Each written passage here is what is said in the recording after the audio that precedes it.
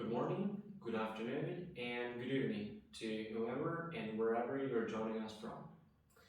My name is Sherali, and in today's brief video, I'm assigned to address the question whether financial advice online should be available to every citizen. Well, in this regard, I'm not a financial advisor, I'm just a lawyer, but I try to explain as much as I possibly can. So let's first of all think about financial advice. What does it mean? Well, financial advice is any point of information or recommendation over property, funds, investments, budgeting, time management, and it's closely related to financial literacy. So as you know, financial literacy is a sphere where um, you can apply the knowledge that you got and you can learn and apply those skills, financial literacy skills, to succeed in your financial life. So financial advice is a fundamental part of financial literacy. So basically, financial advice is the source, the fundament where you can get the sources and apply that in your daily life. So it's very important here to draw a difference between financial advice and financial guidance. So financial guidance is different to financial advice. That guidance is provided oftentimes by individuals, legal entities, organizations, and charities, or some kind of entities to individuals about the options available to customers, to ordinary people. And they do not provide specific information. For example, weighing up the costs and the best options available to citizens. They just provide a general information. Quite to the contrary, financial advice gives some specific advice on how to, for example, buy a property or buy a car or something. So it's very important to draw that difference. So having said that, let's move to another question, to related question. Why do we need financial advice? So according to statistics, not everybody is very literate in terms of financial literacy. So for example, according to the US, to the statistics conducted by researchers of Illinois University, 66% of Americans were financially illiterate and were bad at making decisions in their financial life.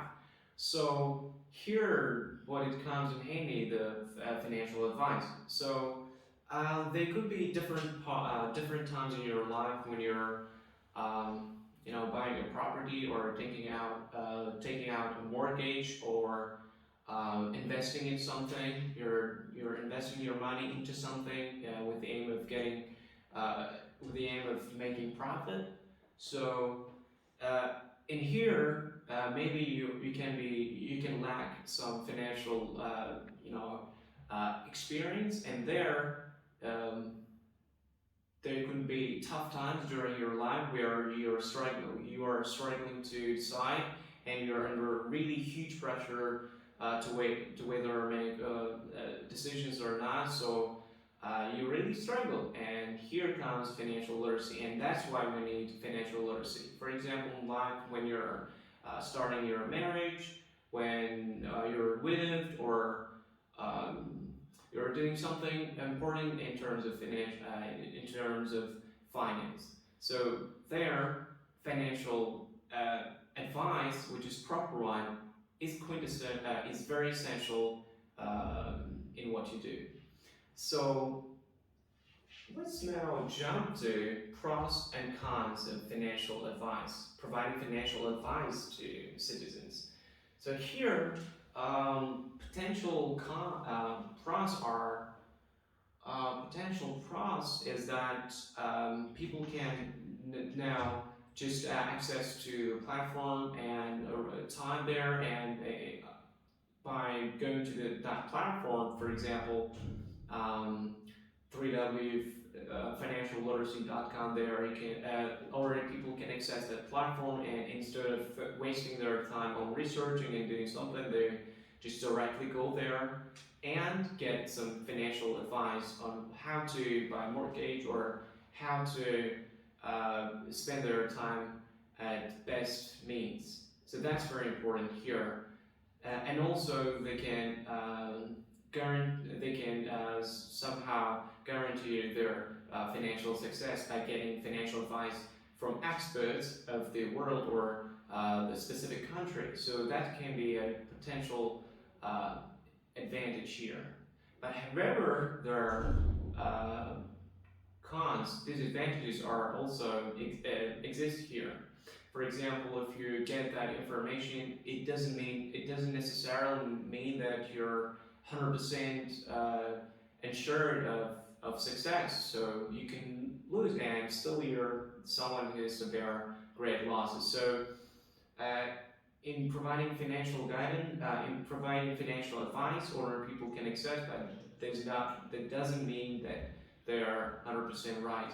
So they have, while getting that information and relying on financial advice provided on online by the government, they can hugely rely on that and may somehow they can make some improper decisions. So by relying hugely on those platforms, on those financial advice, people still lack experience in that regard. So that's the greatest disadvantage, in my opinion.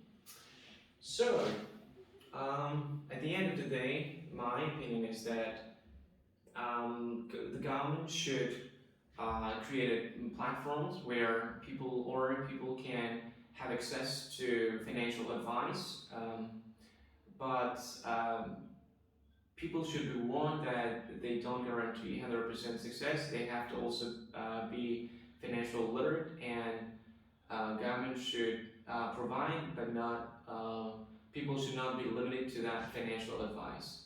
So thank you. That was about it. Goodbye.